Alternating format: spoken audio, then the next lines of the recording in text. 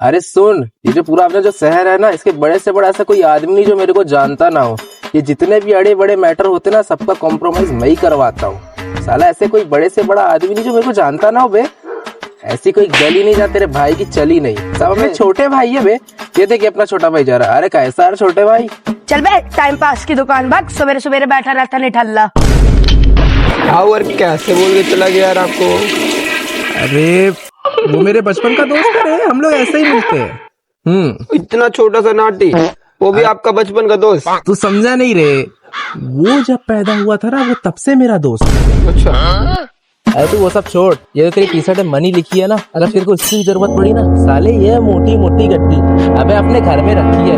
साले गरीबों गरीबों को तो अपन ऐसे ही दान में क्यों बे साले, 2 महीने से ढूंढ रहा हूँ तेरे को, किस्त नहीं भरा अभी तक, कब देगा रे किस्त मेरी? जल्दी बता।